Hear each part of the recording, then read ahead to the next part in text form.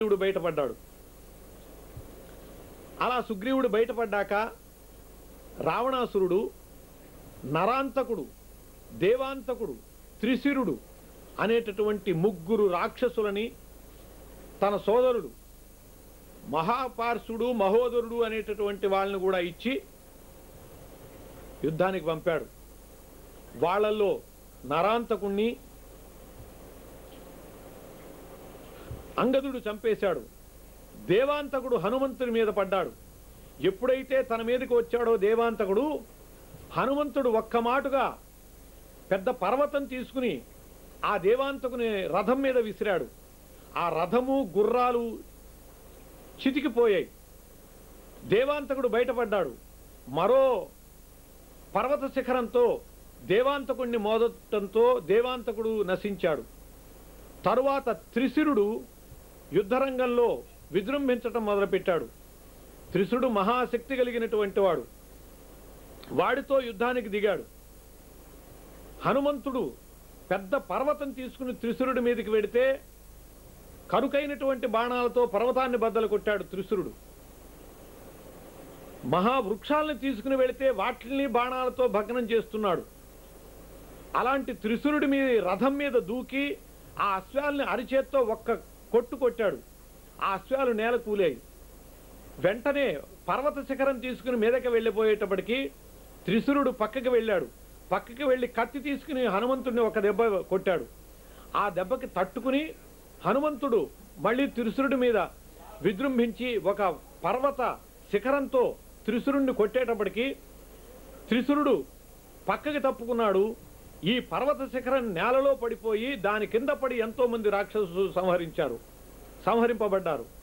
త్రిశురుడు ఖడ్గం తీసుకుని హనుమంతుడి మీదకి రాబోయే వేళకి హనుమంతుడు త్రిశురుడి మీద పడి కింద పడేసి వాడి మెడ విరిచి వాడి చేతిలో ఉండేటటువంటి కత్తె తీసుకుని ఆ కుండలాలు కిరీటాలతో సహా ఉన్నటువంటి త్రిశిరాలు త్రిశిరుడు వాడికి 3 శిరస్సులున్నాయి. వాడి 3 శిరస్సులు వరుసగా కోసి పారేశాడు. దాంతో త్రిశిరుడు కూడా హతుడయ్యాడు. త్రిశిరుడు హతుడవటంతో వానరసేన చాలా ఆనందించింది. ఆ హనుమంతుడు చూపినటువంటి శక్తికి చాలా ఆనందించింది. తరువాత ఎప్పుడైతే వీళ్ళు కూడా హతులయ్యారో అప్పుడు ప్రవేశించాడు యుద్ధరంగంలోకి ఇంద్రజిత్తు. ఇంద్రజిత్తు బ్రహ్మాస్త్రాన్ని ప్రయోగించాడు. ఇంద్రజిత్తు యొక్క బ్రహ్మాస్త్ర ప్రయోగానికి మొత్తం సేన అంతా మూర్ఛపోయింది. కాస్తో కూస్తో తేరుకుని ఉన్నటువంటి వాళ్ళు హాహాకారాలు చేస్తున్నారు. ఈ పరిస్థితిలో అసలు బ్రతికున్నారా ఎవరన్నా లేరా అనేటటువంటి సందేహగ్రస్తమైనటువంటి పరిస్థితిలో రాత్రి అయింది. విభీషణుడు కాగడా పట్టుకుని ఎవరైనా బ్రతుకున్నారేమో అని చెప్పి వెతకటం మొదలుపెట్టాడు. అలా వెతుకుతుంటే ఒకవైపు మూలుగు వినపడ్డది. నెమ్మదిగా అక్కడికి వెళ్ళాడు. వెళ్ళేటప్పటికి జాంబవంతుడు, తాత క్షేమంగా ఉన్నావా అన్నాడు జాంబవంతుడిని విభీషణుడు. వెంటనే జాంబవంతుడు విభీషణుడిని అడిగాడు. ఏమనంటే, హనుమాన్ వానరశ్రేష్ఠ ప్రాణాన్ ధారయతే క్వచిత్ అని అన్నట. విభీషణ, వానరశ్రేష్ఠుడైనటువంటి హనుమంతుడు ప్రాణాలతో బతికున్నాడా అని అన్నాడు. విభీషణుడికి ఆశ్చర్యం వేసింది. రాజైనటువంటి సుగ్రీవుని క్షేమం అడగవు, అందరికీ నాయకుడు దైవమైనటువంటి రాముడు ఆయన తమ్ముడు లక్ష్మణుడి యొక్క క్షేమం అడగవు, హనుమంతుడు బతుకున్నావా అని అడిగావేమిటి అని చెప్పి జాంబవంతుడిని విభీషణుడు అడిగితే అప్పుడు జాంబవంతుడు అంటాడు, హనుమంతుడు జీవించిన మన సేనలు హతములయ్యుమనియున్నవగు, హనుమంతుడు లేకుండిన మనమందరు బ్రతికియున్న మ్రందిన ఎట్లే అన్నాడు జాంబవంతుడు. ఓ విభీషణ, ఒక్క హనుమంతుడు బ్రతికి ఉన్నాడా మన సేన మొత్తం చచ్చిపోయినా కూడా బ్రతికున్నట్టే లెక్క. ఒక్క హనుమంతుడు పోయాడా మనం ఇంతమంది బ్రతికి ఉన్నా కూడా పోయినట్లే, ప్రయోజనం లేదు అని చెప్పి అన్నాడు. అలా అంటుండగానే హనుమంతుడు జాంబవన్ అంటూ అక్కడికి పరిగెత్తుకుంటూ వచ్చాడు. జాంబవంతుడు పరమానంద భరితుడయ్యాడు. హనుమాన్, నీవు క్షేమం కదా? నువ్విప్పుడు వెంటనే వెళ్ళి కైలాస పర్వతం దగ్గర ఉన్నటువంటి సంజీవి పర్వతాన్ని తీసుకురావలసింది అని చెప్పి జాంబవంతుడు సలహా చెప్పాడు. దానిలో ప్రధానమైనటువంటి మూలికలు ఉన్నాయి. సంజీవికరణి, విశల్యకరణి, సంధానకరణి, సౌవర్ణకరణి అని. అవి ఎటువంటి అస్త్రాల వల్ల, శస్త్రాల వల్ల అయ్యేటటువంటి గాయాలను కూడా పోగొట్టగలవు. శరీరంలో గుచ్చుకుపోయినటువంటి వాటిని కూడా తీసివేయగలవు. అలాంటి శక్తి కలిగినటువంటి ఆ మూలికల్ని తీసుకురమ్మని చెప్పి జాంబవంతుడు సలహా ఇవ్వటంతో సంజీవ పర్వతాన్ని తీసుకురావటం కోసమని హనుమంతుడు బయలుదేరి వెళ్ళాడు అని స్వస్తి.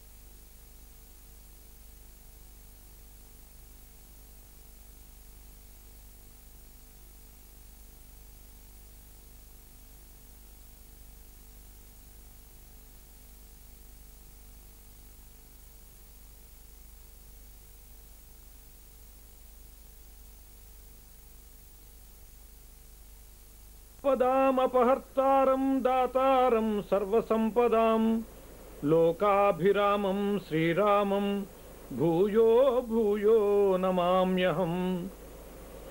బుద్ధిర్బలం యశోధైర్యం నిర్భయత్వమరోగత అజాడ్యం వాక్పటుత్వం చ హనుమత్స్మరణాత్ భవేత్. భక్త మహాశైలారా, హనుమంతుడు జాంబవంతుని యొక్క ప్రేరణతో సంజీవి పర్వతాన్ని తీసుకురావటానికి వెళ్ళాడు. అక్కడికి వెళ్ళి దానిని పరిశీలించి తెలుసుకోవటంలో అనేక రకాల సమస్యలు ఎదురైనా కూడా మొత్తం ఆ పర్వతాన్ని మొత్తాన్ని పెళ్లగించుకు తీసుకుని వచ్చాడు. తీసుకుని వస్తే దాని వలన లక్ష్మణుడు తేరుకున్నాడు. లక్ష్మణుడు కాదు, సేనంతా తేరుకున్నది. మొత్తం పరివారం అంతా కూడా లేచి కూర్చున్నారు. విచిత్రం ఏమిటంటే, మొత్తము శ్రీరామచంద్రుడు సుగ్రీవుని యొక్క పరివారం అంతా లేచి కూర్చున్నది. వీళ్ళ బలమంతా మళ్ళీ మామూలైంది, మొదటికొచ్చింది. కానీ రాక్షస బలం మాత్రము వాళ్ళది అలాగే ఆగిపోయింది. ఎంతమంది చనిపోయారో వాళ్ళెవరూ తేరుకోలేదు. దానికి కారణం ఏమిటంటే, దైవే బలే దుర్బలే అని రావణాసురునికి అన్ని రకాల శక్తులు ఉన్నాయి, కానీ దైవ బలం లేదు. రావణాసురుడు 10 శిరస్సులు కలిగిన 10 తలకాయలు ఉన్నవాడు అని అన్నారు. 10 తలకాయలు ఉండటము అంటే కేవలము ఈ శారీరకమైనటువంటి అవయవాలు అనేటటువంటి లక్ష్యం కాదు. తెలివి తక్కువ వాడిని మనం అంటాం వాడికి తలకాయ లేదు అని. అంటే తలకాయ అంటే జ్ఞానానికి ప్రతీక. అలా రావణాసురుడికి 10 తలకాయలు ఉన్నాయంటే 10 విధములైనటువంటి మహాజ్ఞానాలు ఉన్నాయి అని అర్థం. యుద్ధతంత్రంలో రావణాసురుడు చాలా మేటి. యుద్ధతంత్రంలో సహజంగా జరిగేది ఏమిటి అంటే, ఎవరైతే తాము ఓడిపోతున్నామో అని అనుకుంటారో వాళ్ళు క్రమంగా బలహీనులైపోతారు, యుద్ధం చేయరు. ఆ పక్షం తప్పకుండా నశిస్తుంది. అందువల్లే యుద్ధం చేసేవాళ్ళు ఎప్పుడూ కూడా ఆ విజయం మనదే, ముందుకు పదండి అని చెబుతూ ఉంటారు. ఓటమి తథ్యము అనిపించిన మనస్సులో ఆ కాస్త కూడా యుద్ధం జరగదు. మనం ఎన్నికలలో చూస్తూ ఉంటాం. వాళ్ళైనా సరే 10 మంది నిలబడితే 10 మంది గెలవటం ఖాయం అంటారు. 10 మంది ఎటు గెలవరు. ఎవరికి 9 మందికి తెలుసు మనం గెలవము అని. కానీ గెలవము అని ముందే అనుకుంటే అసలు పోటీనే ఉండదు. అందువల్ల తమకు తాము విజయాన్ని చెప్పుకోవటం లక్ష్యం. ఇక్కడ రావణాసురుడు ఏం చేశాడంటే, తన తెలివి గొప్పదైనటువంటి తెలివి వల్ల యథా ప్రభృతి లంకాయాం యుద్ధంతే కపిరాక్షసాః తథా ప్రభృతి మానార్థమాజ్ఞయా రావణస్య చ ఏ హన్యంతే రణే తత్ర రాక్షసాః కపిగుంజరైః హతాహతాస్తు క్షిప్యంతే. సాగరంలో విడిచిపెట్టబడుతున్నారట. ఎప్పటి నుంచైతే కపులకు, వానరులకు, రాక్షసులకు యుద్ధం మొదలైందో అప్పటి నుంచి కూడా రావణాసురుడు అభిమానం కోసమని ఒక నిర్ణయం చేశాడు. ఏమిటంటే అది యుద్ధంలో చనిపోయినటువంటి వాళ్ళని చనిపోయినట్టుగా ఈడ్చి సముద్రంలో పారేయమన్నాడు. ఎందుకు అంటే యుద్ధరంగంలో ఒక 100 మంది వానరులు, ఒక 100 మంది రాక్షసులు చనిపోతే ఆ యుద్ధరంగాన్ని చూస్తే అంతా రాక్షసమయంగా రాక్షస పీనుగులే కనపడతాయి. ఎందువల్ల? వానర శరీరాలు చిన్నవి, రాక్షసులు చిన్న ఆకారాలతో యుద్ధం చేస్తున్నా చచ్చిపోయే వాటి వేళకి వాళ్ళ అసలు రూపం వస్తుంది. తద్వారా భయంకరమైనటువంటి రూపాన్ని పొంది ఉంటారు వాళ్ళు. అట్లా మొత్తము యుద్ధరంగం అంతా రాక్షస పీనుగుల పెంటగా కనిపిస్తుంది. అందుకోసం ఏం చేశా అంటే ఎప్పటికప్పుడు చనిపోయినటువంటి వాళ్ళని చనిపోయినట్లుగా రాక్షసుల్ని ఈడ్చి సముద్రంలోకి నెట్టేసేయమన్నాడు. అలా ఎప్పటికప్పుడు సముద్రంలోకి శవాలు నెట్టుకుపోతే ఇప్పుడు ఈ సంజీవ పర్వతాన్ని వచ్చి కూడా దీనివల్ల రాక్షసులు బతికే అవకాశమే లేకపోయింది. అలా మొత్తం వానర సేన మాత్రమే లేచి నిలబడ్డది, రాక్షస సేన మాత్రం హతమైంది. ఇట్లా హనుమంతుడు ఆ సంజీవిరాయుడు సంజీవి పర్వతాన్ని తీసుకురావటం ద్వారా మొత్తం వానర సేనని చక్కగా ప్రబుద్ధుల్ని చేశాడు. అలా అయిన అనంతరం యుద్ధంలో ఇంద్రజిత్తు చేసినటువంటి మోసాలని ఆలోచించి సుగ్రీవునికి విపరీతమైనటువంటి కోపం వచ్చింది. ఇక లాభం లేదు, ఈ దుర్మార్గుల్ని ఇలా వదలటానికి వీల్లేదు. హనుమాన్, నీవు మళ్ళీ పరివారంతో వెళ్లి లంకని మొత్తం తగలబెట్టి రమ్మన్నాడు. ఎప్పుడైతే సుగ్రీవుని ఆజ్ఞ అయిందో అప్పుడు రాత్రికి రాత్రి హనుమంతుడు పరివారంతో వెళ్లి మొత్తం లంకని దగ్ధం చేసేసాడు. రాక్షసులంతా కూడా హాహాకారాలు చేశారు. ఆ ఇంద్రజిత్తు యొక్క మోసానికి అంతకంటే మరో మార్గం కనపడలేదు. తరువాత యుద్ధరంగంలోకి రావణాసురుని చేత కుంభకర్ణుని కుమారులైనటువంటి కుంభనికుంభులు పంపబడ్డారు. అప్పటికి కుంభకర్ణుడు కూడా హతుడయ్యాడు. కుంభనికుంభులు యుద్ధరంగంలోకి వచ్చారు. వాళ్లలో కుంభుణ్ణి సుగ్రీవుడు సంహరించాడు. నికుంభుడు హనుమంతుడి మీదకి వచ్చాడు. ఎప్పుడైతే మీదకి వచ్చాడో హనుమంతుడు పిడికిలితో ఆ నికుంభుడి ఎదుర్రొమ్ము మీద పొడిచాడు. ఆ నికుంభుడు ఆయుధాన్ని తీసుకుని హనుమంతుడి మీద విజృంభించాడు. హనుమంతుడు ఆ ఆయుధము చేత దెబ్బతిని చెలించకండగా మళ్ళీ నికుంభుని మీద పడి వాడిని కింద పడేసి ఒక్క మాట ఆకాశానికి ఎగిరి ఒక్క దూకు దూకాడు వాడి మీద. వాడు హతుడయ్యాడు. వాడి మెడ విరిచి చంపేసేశాడు నికుంభుణ్ణి. ఆ విధంగా కుంభనికుంభ వధ కూడా అయిపోయింది. మళ్ళీ ఇంద్రజిత్తు రంగప్రవేశాన్ని చేశాడు. ఎలా చేశాడు అంటే ఈ యుద్ధంలో ఎలాగైనా సరే విజయం సాధించాలి అంటే నికుంభిల యాగం పూర్తి చేయాలి అని నిశ్చయానికి వచ్చాడు. లంకలో దక్షిణ భాగంలో ఉంది నికుంభిల. ఆమె దేవి అది. ఆమె యొక్క అనుగ్రహాన్ని నికుంభిల యాగం చేసి ఆ దేవి అనుగ్రహాన్ని పొందితే ఇక పరాజయం అనేటటువంటిది ఉండదు. కాబట్టి నికుంభిల యాగానికి సిద్ధమయ్యాడు ఇంద్రజిత్తు. అలా నికుంభిల యాగం చేయాలి అంటే ప్రశాంతత ఉండాలి. ఈ యుద్ధం చేసేటటువంటి శత్రువులు కనుక తమ మీదకి వస్తే యాగం భంగం అవుతుంది. కాబట్టి ఆ యాగం జోలికి ఎవ్వరూ శత్రువులు రాకండగా రంగాన్ని సిద్ధం చేసుకుని నికుంభిల యాగం చేయాలని చెప్పి నిశ్చయానికి వచ్చి ఒక ఉపాయం ఆలోచించాడు ఇంద్రజిత్తు. ఏమిటి అంటే మాయా సీతని తీసుకుని వెళ్ళాడు యుద్ధరంగంలోకి. సీతని కనుక కత్తితో నరికేసినట్టు చూపిస్తే, సీతని సంహరించినట్టు చూపించేట్లయితే ఇక రాముడు యుద్ధం వ్యర్థము అనేటటువంటి ఉద్దేశంతో నిర్వీరుడైపోయి ఊరుకుంటాడు.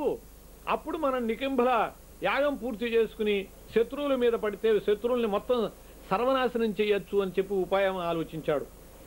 ఆలోచించి రథం మీద ఒక మాయా సీతని పెట్టుకుని వచ్చాడు. అచ్చగా సీతలాగానే ఉన్నది.